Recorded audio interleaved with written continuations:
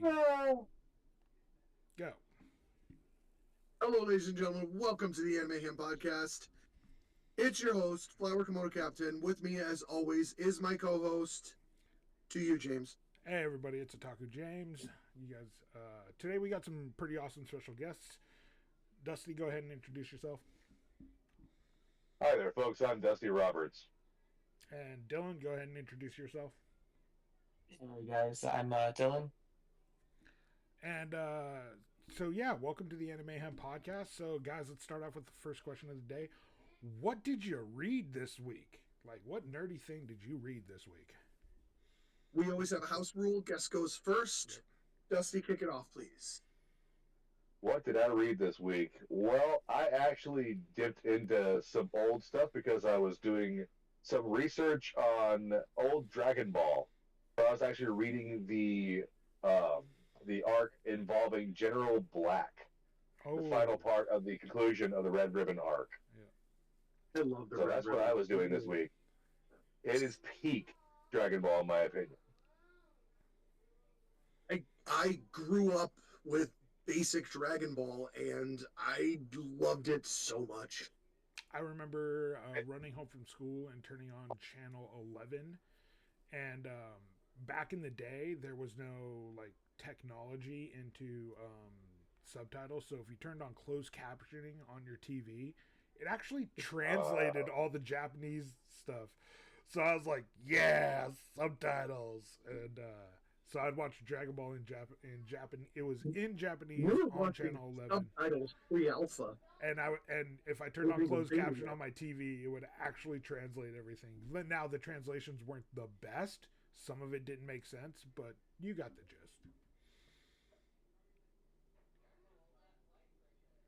All right, Dylan, what have you been reading this week, sir? So honestly, I'm gonna be boring. Anything. I was researching Monster Hunter lore, just because of stuff that you told me earlier in the week. So you know, exactly, with the colossal god that we've never really truly seen before. Correct. It goes deeper than some people realize. Wow. So have you guys seen the data mining stuff coming? Like, I've been just reading like all sorts of crap this week. Like, I haven't sat down and read anything, but I've been reading tons of data miner notes on Monster Hunter Wilds. And did you guys see one thing was data mined into it? I probably missed it, or I probably saw it. Enlighten us. Wukong. What? Interesting. Ooh. So that could go a lot of ways. Yep. I'm trying to. My brain is like, what does that mean? How is that? I'll figure it out, dude.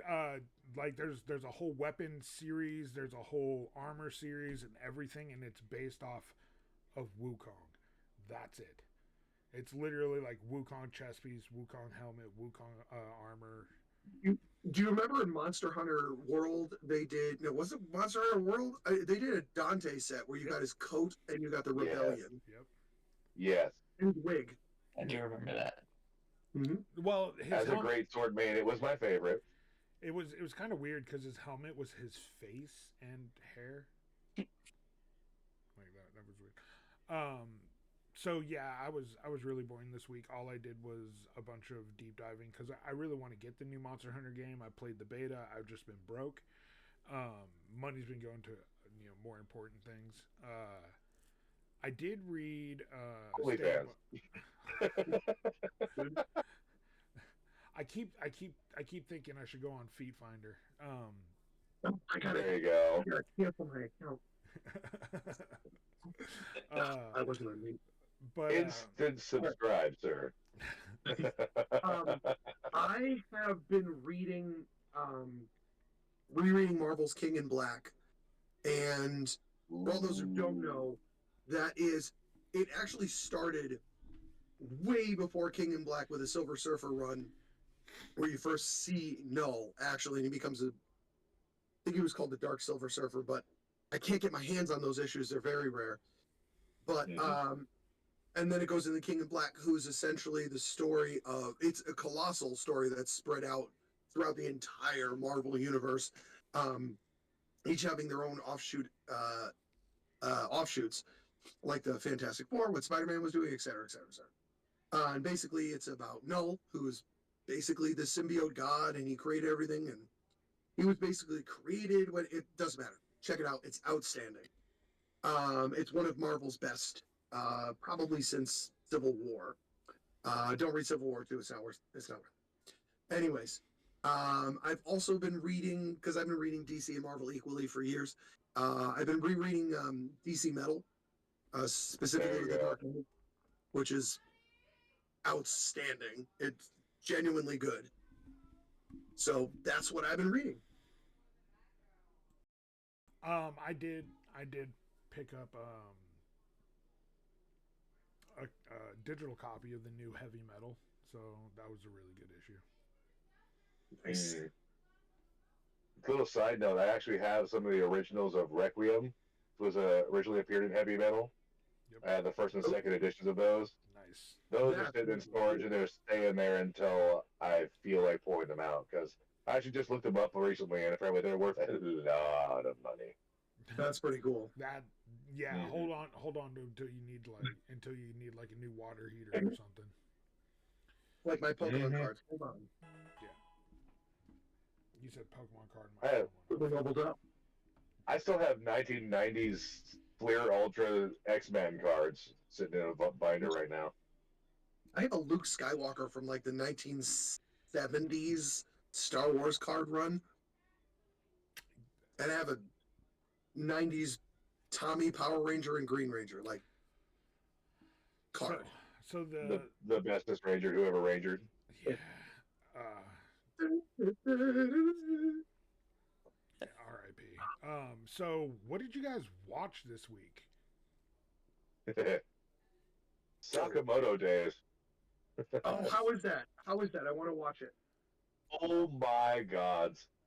It is such a light-hearted and jovial anime while still simultaneously being that same superpowered trope anime where it's that guy who just absolutely dominates and dunks on everybody because he's absolutely him the whole time. But it's like awesome. Just picture as if like Saitama retired and has a family. That's pretty cool. That's really cool. Yeah, but so you got this fat jolly shop owner who just, oh yeah, P.S. You're gonna find out if you mess around. So I gotta ask a question because I haven't watched the show and I don't know what it means. But the word Sakamoto means basically one who lives at the bottom of a slope. Bottom of a slope. Does that mean anything in the show? Okay, so without getting you too heavily into spoilers, because they spoil this part of it, like right at the beginning of the anime, Sakamoto-san himself is a retired legendary assassin, like one of the very best, if not the best, ever to exist in the world. And now, 5 years after his retirement, he is a fat shop owner. So colloquially, that bottom of the slope would technically be at the bottom of society. He lives in a small town. He helps everybody out, and he owns this tiny little corner shop. That is it.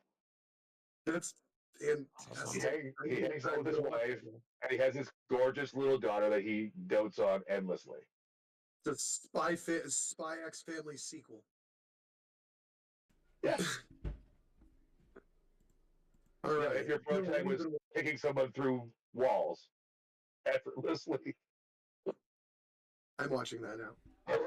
Oh, and the manga has, I believe, 21 a 21 run right now out, and they're talking about releasing more. It's done huge numbers already, and they're running the manga and the anime concurrently. So as more comes out, more will be animated. They're committed to it. Wow. Okay. Dylan, what are you watching?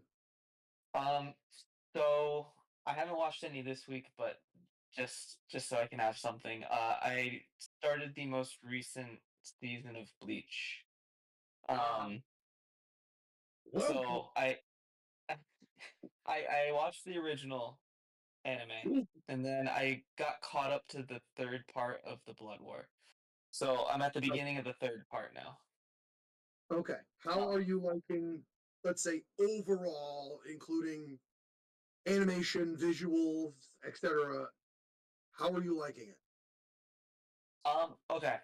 So the thing that jumped out to me the most is I want to say the animation got a bit darker. Like there's a lot more um there's more action, there's more gore, I guess. Yeah. Um Do you say that visual style is an improvement, or does it? I like it a lot. I think it kind of reminds me of the art style from the last season of the original anime when they changed it up a little bit. Mm-hmm. And I like the clean animation. It just looks like new gen. Um and the animation for like the fighting is great. It's all of it was just a really nice package. Jumping from the old one to the new one, in my I asked you opinion. that kind of like flatly so you could I would get your honest answer because you know what mine is, but still. Yeah, yeah, I know. um, no, I really like what they did with like Ichigo. Um, with the whole like the first part of the blood. I won't spoil it, but what happens with him and he has to rediscover himself. Mm-hmm. So I'm sorry, but yeah. if you're watching this podcast and you don't expect spoilers for the Bleach Blood War arc, like you're watching the wrong podcast. There's nothing I can do about it. It just comes out. All right. Well, then in that case, I do like how he starts off insanely strong. Like he's obvious, like he's strong like Ichigo is, but then he comes into an encounter where he's no longer like at the level he thought he was, and now he has to rediscover his new ability and all that. I thought that was really interesting. I was kind of wondering, like the first episode. I mean, he seems really strong for the first episode. It seemed a little weird, and then it made more sense as it went on. I don't know. I like the way they wrote it. Can we just talk for a second about how goated Yuha Block's Japanese voice actor is? Oh Just my for a half a second. Look, my favorite thing right now is the fact that Dante and Ichigo both share the same Japanese and English voice actors. Right? I met him. I met him twice. Yeah, when I heard Dante's voice in the trailer Dylan was there for Netflix's Devil May Cry anime, I was like, yeah. Couldn't have got a better voice actor. Loved it. Am I super wrong, or is that the same voice for like Nero? From the I game? can't remember. Yeah. Different guy. Yeah. Is it a different guy? Different guy. No. Yeah. I'm 100% sure, but I will for. It's Johnny Young Bosch, right? That's his name. Yeah. Yeah. I don't know. He's not But I'm wrong. Yeah. He did. He played the Black Ranger. It's like he's outstanding. His voice is very recognizable. He did Zero. Fantastic. It's always funny because when I rewatched My Hero Academia, he also played like a B character role that had like one voice acting line in the first episode. I was like, really? You got Johnny Young Bosch for that? Like, what the hell? I mean, it's kind of like getting J.K. Simmons for Baldur's Gate when he's got literally like 5 minutes worth of dialogue, but they did it anyway. So this week I'm rewatching Attack on Titan. The first time I'm ever watching it in English. Okay, and it is so weird. It is so weird hearing all the voice actors from My Hero Academia, Bleach. Everybody is just there. This is like a pinnacle for their voice acting role, but I'm rewatching it because somebody told me a fan theory. I can't even remember their fan theory about it, but I was like, "What are you talking about?" Because my whole theory is all Attack on Titan is a what if story of what if Hitler won World War II. Because think about what Hitler did. He was looking into the freaking dark arts and everything else. What if he created the Titans and then used them to take over the world? Ooh, first of all, we got way too many people with dark hair being Titans for that to be workable. No. Think about who he's making into the Titans. The people that he like made others. Like all the surviving Jews are literally getting shot up with Titan serum and thrown onto an island to act like police dogs for the Jews inside the concentration camp. Wait. So you've got an entire army of Jews stuck in a wall protecting the last of humanity? No, but think about it. It's not even the last of humanity, because once you find out that they leave the island, there's a whole nation of people out there that are like treating the Marlians like others, and because they're True. descendants of the Titans. But no, hell no. Like once you find out, once you get past all the crap, and you find out that literally just the island is just a prison colony, and Right. the Titans are glorified guard dogs, you're like, oh shit. And then you find out Aaron's whole bloodline and everything else like that too. Yeah. Yep. 9. Tell me what you were watching this week, James. Oh, I'm rewatching Attack on Titan. I'm keeping caught up on my weekly stuff, but I just found out and this is kind of bad for me, but I really really liked this one anime because it felt like an isekai, but it's not an isekai, and it was called I Was Banished from the Heroes Party, so I decided to live a quiet life in the country, and I was like, oh, I watched it. I was like, man, that was an actual really wholesome anime. Like, this is really awesome. Yeah, there's a whole season 2 out, and I never knew about it, so I'm In playing. about 10 years, are we going to say, like, do you remember the time when we had, like, anime titles with, like, 12 names in it? 12, 13 words? So there's a dude 2020. on TikTok that he has been he's been doing the research about anime titles and everything, and he's found out that they're getting longer. Like you'll have the ones that are like, oh, it's solo leveling, but then you got the beginning after the end coming up this fall. Then you got another one that was like, I was reincarnated as a behemoth, but now I'm just a cat living in a witch's hut. Do you know what I mean? Like one of my favorite isekais that actually got released fairly recently was crap. I can't remember even the whole title. The Failure Frame is like the very beginning of it though. Yeah. Okay. It's literally like 12 words long. I think is the full title. But Hulu put something up for free, and I watched it because I didn't get to watch it in theaters, and I've always wanted to see it, but everybody hated it and said it was the worst movie they could ever done. But what do you guys think of the Monster Hunter movie? Wait, I didn't get to what I was watching. Oh no, we're nowhere near as bad as a Bleach live action movie. Okay, go ahead, and Joel. What did you watch? I'm just saying, it had Mila Jovovich in it. That brings it up several levels. So, this week I have been, I can't continue. I watched it twice. I watched Batman Ninja vs. Yakuza League, and it's a sequel to Batman Ninja, which sounds like I'm not a fan of the title, but it sounds a little silly. But it's a very, very interesting concept, and this isn't a spoiler. It's in the very beginning, this first 10 minutes of the movie, and you have to watch the first Batman Ninja to kind of understand what's going on. But Batman explains it.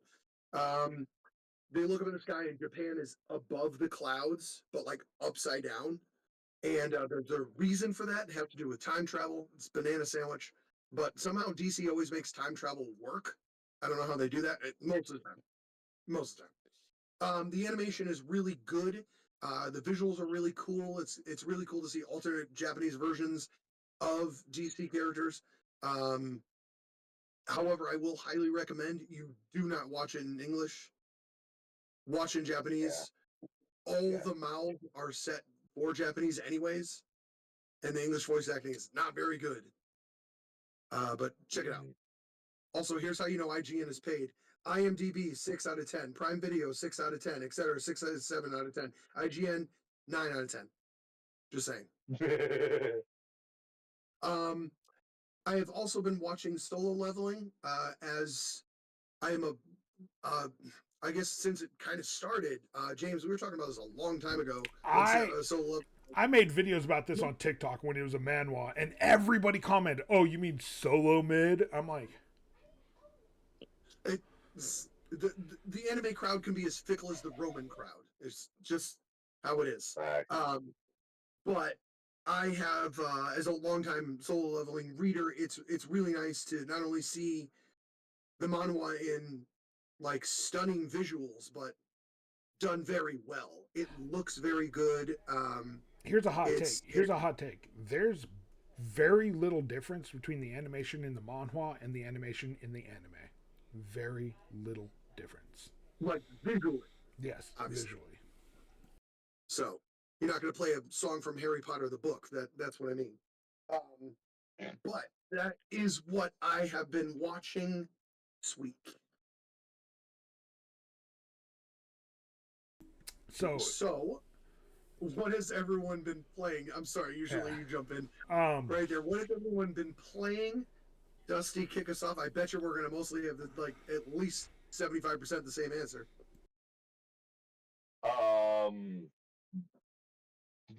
Do visual novels count? Yes. Yes, they do. Okay. I would say. Scared like so, those visual novels that jump scare you. Yeah, no, this is very much more dating simulator and all independent stuff too, because I love supporting the indie crowd in the first place. And there are times when I just get simply bogged down and bored of AAA titles and even some of the lesser known titles that I'll just simply sit there and do a point click for a couple hours. But I've also been jumping back and forth between Castlevania Symphony of the Night and Borderlands 3. That's what I've been going through right now. Excellent choices. Yeah, no, SOTN is absolutely peak. There's a Castlevania, version, in my opinion. I think it's like a mod, like a version of it that combines the PlayStation 1 version with the Saturn version. Oh, so you get both the Japanese and the English release versions of the stuff, because there are things you cannot get in the U.S. release of that game. Like there are certain items and certain little caveats. Like the Corsair familiars as well. The Corsair blades, yeah, that pisses me off. I was actually more referring to like the nose demon as opposed to just the regular demon you get. Oh, and true. There's a different fairy you can get that actually sit there and sing if you sit down long enough.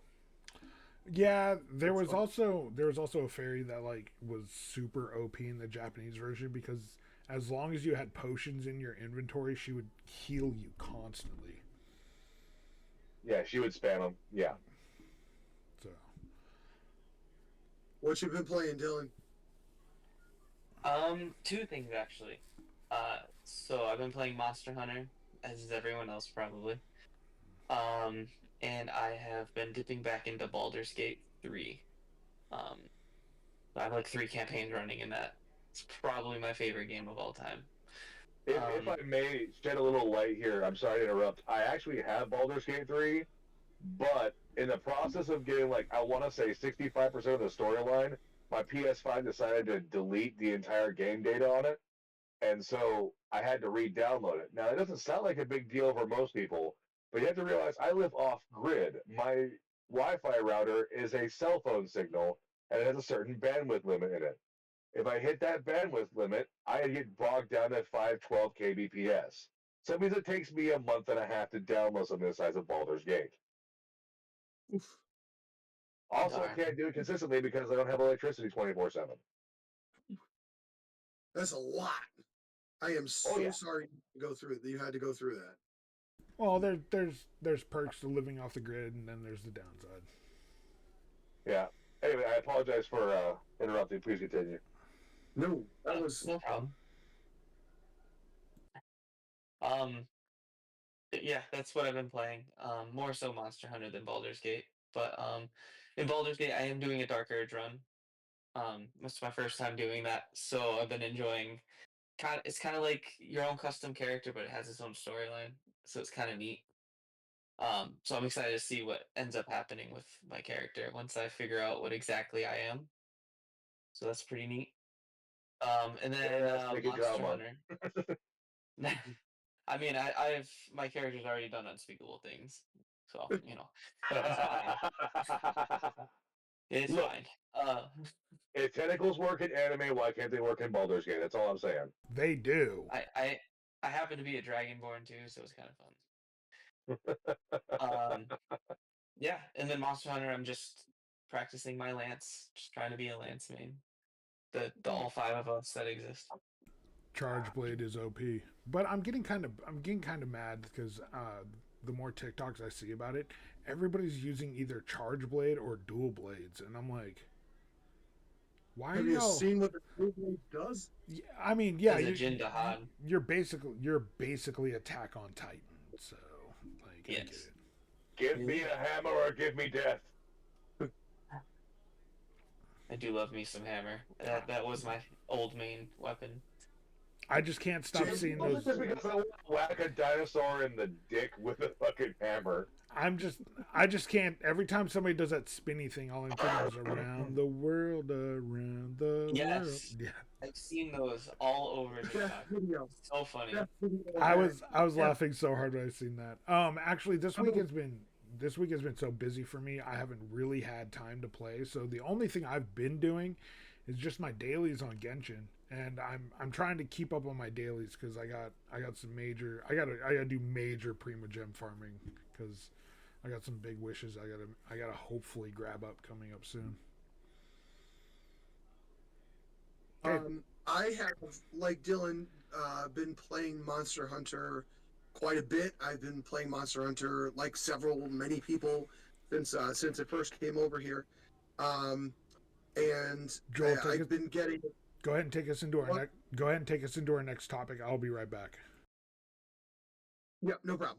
So, like most people playing, and I've always been a great sworder because I'm the best great sworder there is, and it is a lot of people have been trying to. I'm like, no, there's just it's a lifetime dictatorship. I'm sorry, it's not going away. That being said, I also love. I used to play Hammer, so it's my secondary. I just like being in the monster's face and danger areas. And sometimes I'll go with a weapon that is the monster's affinity, like fire greatsword against a Rathalos, just because I like the challenge. I find this game to be a little bit easier than the other Monster Hunters. Now, that's a good thing. That's a good thing because Monster Hunter used to be this niche group of people, and then World kind of expanded it and Wild expanded it further. So it's really good to see new hunters. That maybe they'll go back and play the older games. My personal favorite's Try from the Wii. Um, I'm of the very small minority that liked water combat. And the Logia Cruise. It was one of my favorites. Try was my introduction to the series, believe it or not. A lot of people's introductions, and I think that was an outstanding game. I do love the open world of this game, how it splits into several different worlds, but I do miss a main hub that was kind of a staple for Monster Hunter. And I do have some news regarding that. So for all those who don't know, a mutual friend of mine and Dylan's and my best friend Roy, he lives in Japan, and he had a huge hand in writing the story for this game, for Monster Hunter Wilds. And he is letting me know that a hub will be coming, a large hub. And he told me there's a lot of monsters coming. The only one that we know of, like officially, is the Rajang. I think it's Rajang in English. We also know of the I forget its name. It's the really like pink and white like Loch Ness monster looking one. I forget the name of it. Bubble Dragon.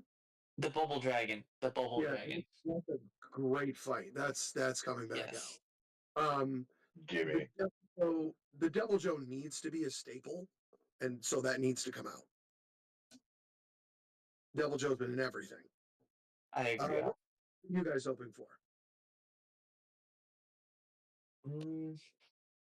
So I've never gotten to fight the different colored Rathaloses, so I'm hoping that maybe I get to do that. Because unlike you guys, my first one was World, and then So I played World, Rise, and now I'm in Wild. So before this, I Nothing. only dabbled. I played like the PSP one, but I was little. I didn't know how to do it. So I'm not counting that. I've got socks older than you, lad. Oh boy. I'm really hoping to see Jinogo back because was Same. it American Zinogre? What a great fight, especially the Stygian Jinoga, which is when it's all dragon element. It's pretty black and red. It's pretty amazing looking. Okay, Mm-hmm. so let's go into our core topic of this. So of this episode. So some time ago, and I don't want to joke that I invented this fight because I didn't. The only fight I invented on TikTok, Aizen versus Goku. Aizen can win. Let's continue. No. Damn it, Joel! But I will never give that up. This hill I shall die. But I'm just I curious, though. Does the curtains match the drapes on Eisen? Because you've been looking so long. I have. I'm just, as it's been told, I am Aizen's boyfriend. So, actually, what's his name now has that title. Oh God, he's a friend of mine who like went from like 100 subscribers to like 250,000 because he started every episode with Yokuto, watashi wa sokuteiti. You know what I'm talking about. Yeah. He's a mutual of mine. I want him on on this podcast because he would be great. But anyways, so the topic is I made this video some time ago.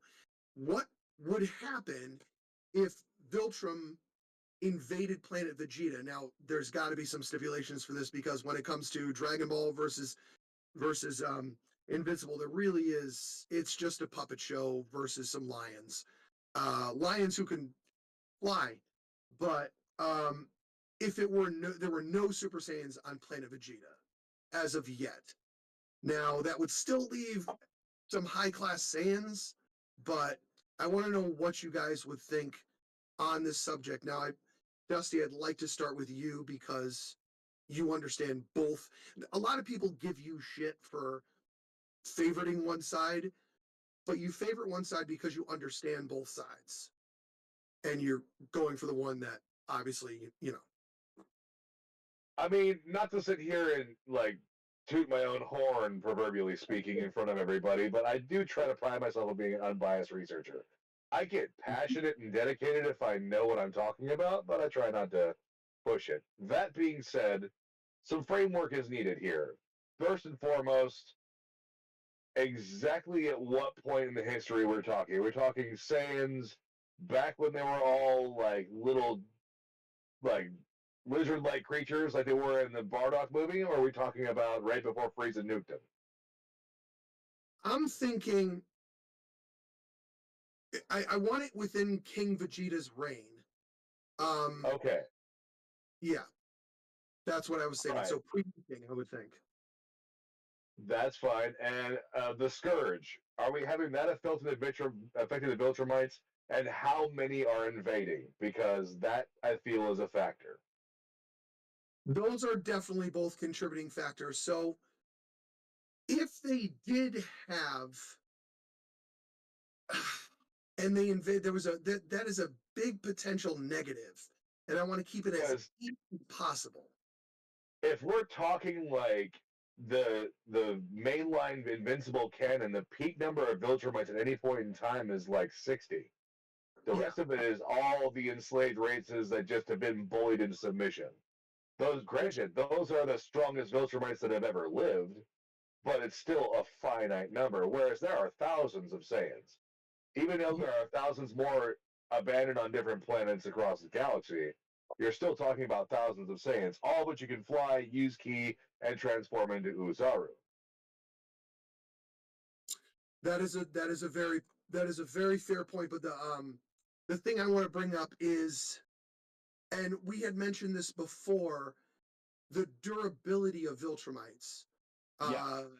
Some examples being when Invincible was fighting the oldest Viltrumite and they fought it was Thrag, I'm sorry, Thrag, in the sun within it. Granted, Mark needed help leaving the sun, but that's not. I'm just talking about their ability to withstand and being alive and fight within the sun. Which I actually had an argument with a guy on TikTok. He said that puts them up to star level durability, and I don't agree with that. The capacity with which to legitimately withstand a solar body's level of gravity is admittedly a tremendous amount of force to withstand in the first place. It's why you could easily put, for example, Voltron over any of the MMPR basic Zords after a certain point. But that does not mean that you have the outward destructive potential of being taken out by a star doing that level of damage. I would say that all those feats included, putting the peak Viltrumites somewhere around planetary durability is reasonable. I mean, the likes of Conquest, the likes of Omni-Man himself, all the really big heavy hitters should be able to survive getting smacked by something that can take out a planet. And that is a fair point, because not only to mention, even if Vegeta and Nappa were off world, they would still be little. Even Raditz when he was little was very, very dangerous. Oh yeah. But I think it has to be said that there is a point where Mark becomes stronger than all of them, but still we cannot include that because that's when Mark is older. Mark wouldn't even be there technically. Right. That's where we're talking about when there's only 20 Viltrumites left or something like that. Yes. Like so when he meets Thrag there, I believe it was canonically stated that there was 37 Viltrumites in total left when he tried to agree to a truce. And even if that would put also some of the strongest Viltrumites at their peak level. Yep. So seeing all that, the only thing what turns me away from the Viltrumites really doing any damage is that one scene that every Dragon Ball person loves to use, and you can't argue it. King Vegeta effortlessly just took out 3 planets. Just with a wave of his hand. Probably with literally no energy deficiency, like nothing, Mm-hmm. And if he could do that, and then his son is naturally, I was thinking about, I really legitimately don't see the Viltrumites winning. I see them getting far. I mean, doing some significant damage and taking a significant amount of lives, because I also like to calculate their callousness and their coldness, and like they'll just kill babies. Like it's to take them over. So, yeah. Dylan, did you have any input on this? If you've seen or read either, it's okay if you haven't. Well, I know you've watched. I know Dragon Ball, but not so much Invincible. It's a very good comic series. It's a very good TV show. Think of like Saturday morning cartoons with a shitload of blood and dark stuff. Honestly, yeah, this show is kind of turning me off of lately, but I'll get into that later. I know I'm going to have to go back and give it a watch again, because visually seeing the fights instead of reading them is always going to be like a huge plus. And I'm genuinely trying to stall because I would love to. Oh, wait, have we done it? Is he back? Yes, yeah, we got third season up right now, and I think we've got 8 episodes of that out right now. Mm-hmm. And I don't know. I always think of like Invincible as close to like The Boys. It's comparable in terms of the ultraviolence. The ultraviolence. Sometimes it's like I know a lot of people that find it very off-putting. I don't. It's a little bit more raw of a take of exactly what happens when you put something that can just walk through a nuclear bomb in and around a whole bunch of mortals. I mean, I'm pretty sure we all saw that Justice League Unlimited episode where Superman actually goes hog on Darkseid. So I feel like I'm living in a world made of cardboard. Yes. Everyone always taking care not to break something, to break someone. Wet tissue paper. Exactly. When you could stand there and get hit by a train, and you just go through not only the train, but everyone on it just standing still. Like you're surrounded by lemmings. Sea monkeys is basically the durability around you. That's pretty nuts. Like that would be pretty cool to convey that into video games. I mean, I think Prototype was maybe Prototype. I don't know. It doesn't matter. Oh yeah. We need When to you're redo just surfing on civilians. James, so to sum it up, we went mostly through the final category, and we came kind of like to a mutual agreement, like an understanding, like if Viltrum, and the era we chose was pre-nuking of Frieza, but there were only like 25, 26 Viltrumites left. Granted, they were in their prime, but if they invaded Planet Vegeta, they would get pretty far. Yeah. But the one thing, and I want your input on this, because the one thing we agreed on was that old tried and true Dragon Ball Z proof of evidence or something calculable is when Planet Vegeta, or when Vegeta effortlessly destroyed, King Vegeta effortlessly destroyed 3 planets. And that's what, kind of finished it for me. Yeah. See, we haven't seen the max durability of a pure blood Viltrumite, unless we see it Viltrumite on Viltrumite, and we don't have any real sort. Like, I haven't read the comics, so I've just only been watching Invincible, and okay. So I have yet to see what could actually hurt a pure-blooded Viltrumite. So I'm not good on this topic because with that big mystery out there for me, I don't know what Saiyans could do against them because, I mean, even Mark slaps away laser beams and everything else from like all of Earth's defenses. He gets destroyed, or he just slaps them away. So I don't really know. Like, I don't see Planet Vegeta coming out of that. Well, if I may take it away, since I seem to be the proverbial wise man in the room when it comes to these two franchises, do you care if I give you a small comic spoiler? I don't care. For Invincible? I don't care. Okay, so in the show they reference Nolan's books where he talks about that super laser, the one random guy. Yeah, they find that and they use that to actually blow up a planet. Now, the beam itself is not strong enough to blow up the planet. It's enough to get through most of the mantle, at which point 3 Viltrumites, who I will save for you to find out for yourself, because I'm sure they're going to animate this, go through said planet-destroying beam and go through the core of the planet, destroying it. Now, it takes all 3 of them to do it, but they are not vaporized by the laser beam. They get hurt, but they're not killed. They come out the other end largely unscathed. So to say that a Viltrumite has roughly planetary durability at these peak levels of the highest caliber of their race ever is not unreasonable. Now, that being said, your average Saiyan is probably not planet level at this point. King Vegeta absolutely is. According to the what's the name of the Dragon Ball encyclopedia? I can't remember offhand. The what now? Daisenshu, yeah. According to Daisenshu 7, King Vegeta's power level was 10,000.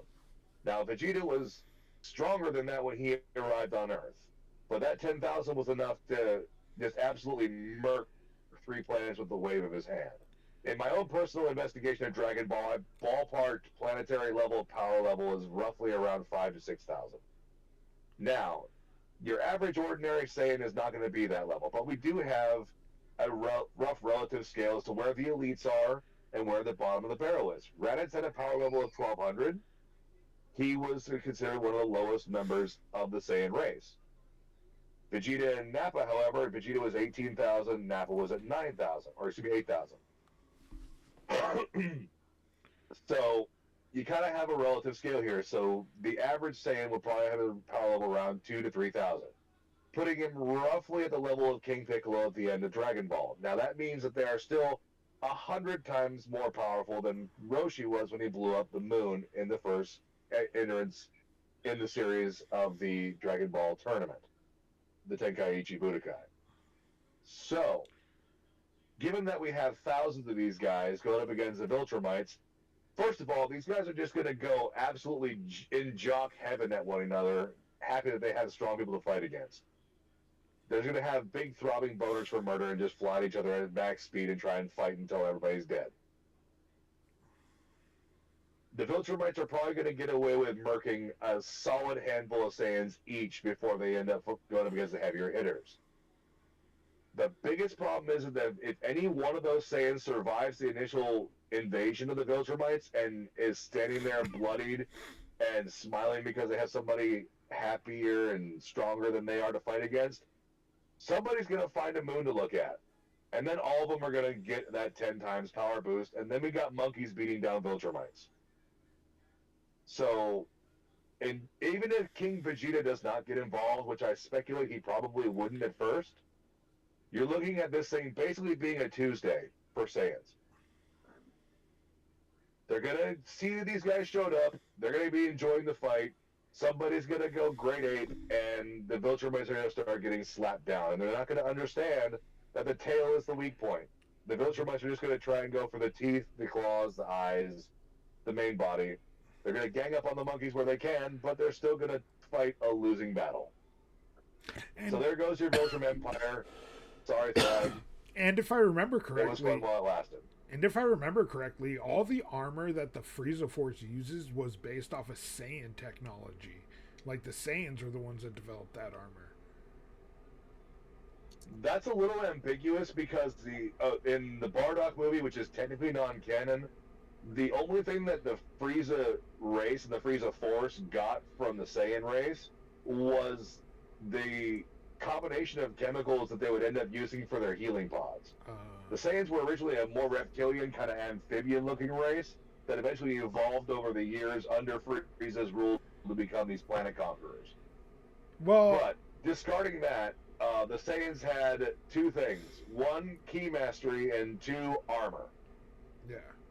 Because I know they had. I know pretty much everything else Frieza's Force showed up with. Yeah, I know there used to be two races on Planet Vegeta, and the Saiyans were the like cave people of the thing, but because they had ki mastery and overwhelming strength, they ended up beating the other race and like causing them to go extinct. And that other race is what made the Saiyan armor that basically the Saiyans just started taking. Because what? Sorry, I don't know why I thought of the Tuffles there for a second. They're not even canon. They're from GT. I can't remember what they talk about GT around here. Yeah. They're from GT. No, you want to get people mad. Man of the Week show. You want to get mad. Freaking bring up Dragon Ball AF. People get real mad over that. Super Saiyan 5, woohoo! But I wanted to say, like, that is all very clear, calculable, understand for basically what Dusty said. I think that's all perfectly understandable, and I don't know why people, or at least Invincible fans, which I never thought as toxic, are now coming out of the woodwork with this whole conversation. It's really hard to combat that level of data. Hold on. When you look at it, it's really...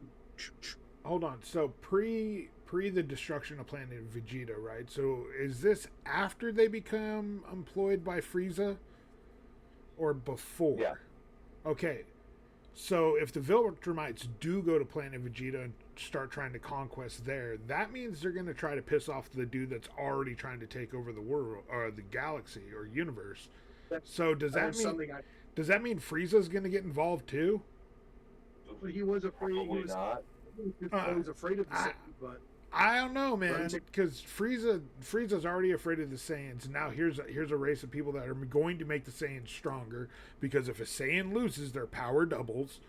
Then on top of that, you got a rival group of people trying to take over the universe. Do you really think Frieza would be like, oh yeah, I'll just let them do what they want?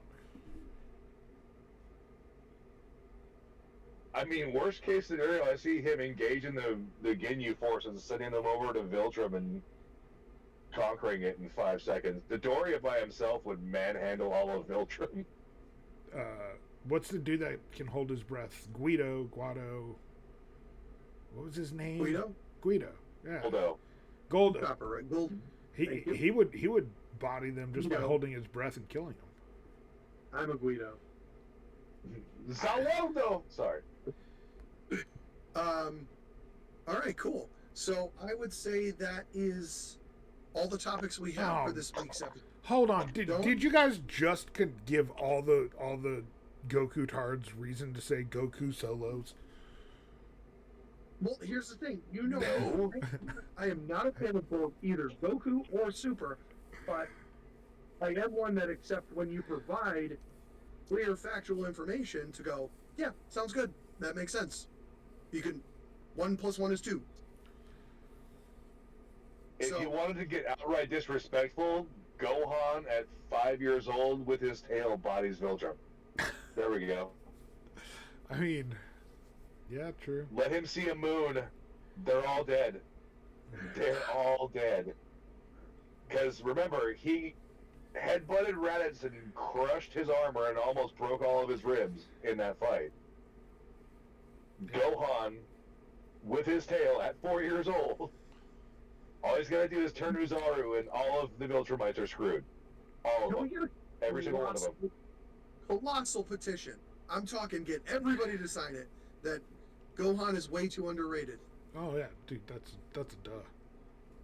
Yeah, but Gohan's my favorite character, so I appreciate that, but I also am tired of seeing my boy Piccolo, the mommy of Gohan, get shit on every time we turn around. They made him orange. We had a beautiful new transformation for Piccolo. He looks yoked. He looks mean. He starts manhandling androids. And then, not only are we going to just disregard how he gets stronger when he gets bigger, because he totally did in the Garlic Jr. Returns movie that they did after the end of the Frieza arc, but we're also just going to go ahead and immediately slap him down as soon as he gets better. Why? What was the point? They've been doing He's shiny and golden now, and then no, Piccolo. You don't get to be protag. Shut up. You peaked in the Cell Saga. Deal with it. Some people say Piccolo peaked in his as King Piccolo before Goku flew through his chest. I don't know. The whole Majunior thing at the last Tenkaichi Budokai of Dragon Ball was pretty good. Yeah. He wasn't even really evil then. He just wanted revenge. That was his entire motivation of his character. Wandering through the woods, killing things until he got strong enough to kill Goku. True. Oh, well, it is getting into the wee hours of the evening. I have to go teach children tomorrow morning. So if nobody has anything else, I do. I have one little piece of I just got to put this out there. So we'll get into social. We've been uploading to YouTube, and I'm sorry there was no episode last week. I just didn't feel right putting it out on the other platforms when I couldn't put it on YouTube too. Because we got a video taken down and we were given a strike and we couldn't post for a week, which it comes back today. Because of yeah, well, it was after we got verified too, because of election misinformation, and we didn't speak about the election at all. So I'm thinking somebody reported our video or something along those lines, or something. But I had a phone call with YouTube devs, and the guy could not lift the ban, but he couldn't tell me the time frame in the video. He couldn't tell me anything else. He couldn't tell me where the report came from. He couldn't tell me nothing. So I was like, he was like, no, there's just no notes at all of why this has been taken down and you guys were given a strike. But he was able to reverse the strike and restore us back today.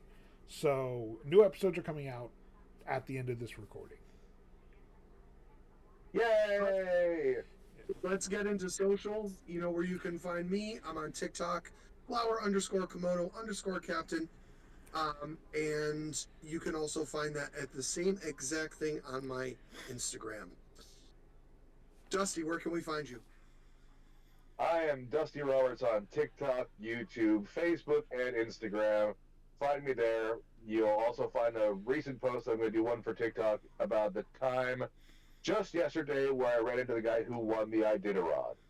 If you don't know what that is, I suggest you take a Google search for it. It is a 1,000-mile sled dog race, and the guy who won it was actually at the same airport as I was, and we got to hang out for a little bit. So expect content on that coming up soon. Sorry, self-plug. Couldn't help myself. No, It was a really cool time.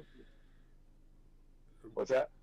Where do they go to the bathroom? behind a tree. It's in the middle of nowhere. Behind a tree. You're literally surrounded by wilderness in all directions. The same places the dogs go, my friend. You know what? You know, it's one really funny question that they ask when you're qualifying for the Iditarod. So you have to take a physical beforehand, and one of them straight out asks, "Do you get traveler's diarrhea?" And if you're like, "Yes," you're disqualified. Yeah. Immediately, because it was a dehydration risk, and you're talking about you're going for days at a time in roughly a single direction with -40 or below temperatures and high wind chill. So, I mean, if you get dehydrated from the fact that you just have to excrete, you're out. They're not going to risk dysentery or risking you dying on the trail. Yep. Enough dogs lose their lives just through the process of trying to get from point A to point B. Yep. But anyway. Yeah. Yeah, that was my one crazy fact. Dylan, where can we find you? I actually don't use social media. Don't yell at me. Unbeknownst to everybody, he's actually in my bed right now. I'm going to go see him in just a minute. No, I'm just James, where can we find you? You can find me at Otaku James on TikTok. You can find me at the Animeyhem channel across all platforms and on X. So I'm gonna start getting that up and running and everything. So yeah, and until next time, guys, we will see you guys next time. Thank you very much for having me. Thank you very much. This was awesome. Guys, Yes. thank you so much. Thank you for the invite. All right.